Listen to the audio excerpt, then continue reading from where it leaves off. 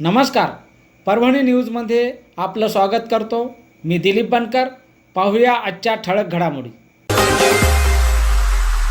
Green अन dry वेटचा गोंधळ संपवा. सरसकट पीक विम्यासाठी आंदोलन. परभणी. गत खरीप हंगामातील पीक कापणे प्रयोग पूर्ण होऊन तब्बल 8 महिने उलटले तरी ग्रीन वेट आणि ड्राय वेटचा वाद कायम असल्याने शेतकरी पीक विम्यापासून वंचित राहत आहेत. हा गोंधळ तातडीने संपवून पात्र शेतकऱ्यांना सरसकट पीक विमा मंजूर करावा या प्रमुख मागणीसाठी मंगळवारी शेतकऱ्यांनी जिल्हाधिकारी कार्यालयासमोर धरणे आंदोलन करत कृषी विभागाच्या कारभाराविरोधात संताप व्यक्त केला. गत खरीप हंगामातील नुकसान भरपाई मिळण्याची अपेक्षा असताना ग्रीन वेट आणि ड्राय वेटच्या तांत्रिक कारणामुळे पीक विमा रखडला आहे. परिणामी आर्थिक संकटात सापडलेल्या शेतकऱ्यांना मोठा फटका बसत आहे.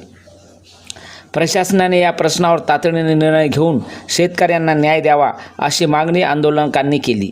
तसेच शेतकऱ्यांनी पंतप्रधान पीक विमा योजनेतील बंद करण्यात आलेले 4 ट्रिगर पुन्हा सुरू करावेत.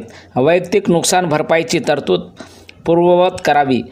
उंबरवठा उत्पादन निश्चित करणारा जोखीम स्तर 70% 100% करण्यात यावा अशीही मागणी करण्यात आल्या.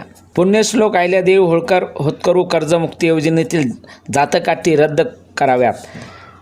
खरीप हंगाम 2025 मधील पात्र मंडळातील शेतकऱ्यांना तात्काळ नुकसान भरपाई द्यावी.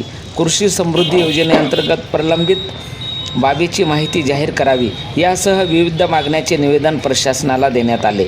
सकाळी 11 वाजता सुरू झालेल्या आंदोलनात हेमचंद्र शिंदे, विश्वंभर बोरवे, लव शेळके, मंगेश देशमुख, किरण चक्रपाणी, प्रताप शिंदे, राजेंद्र जवळेकर, लिंबाजी देवकते यांच्यासह जिल्ह्यातील विविध भागातील शेतकरी मोठ्या संख्येने सहभागी झाले होते.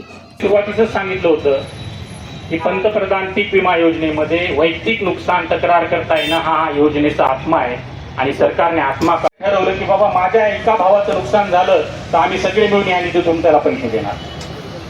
राज्य सरकार आणि केंद्र सरकारचा काहीच उपयोग नाही. हे कुठंतरी वेदना, हा राग आपल्या आणि याचबरोबर हे बातमीपत्र संपलं.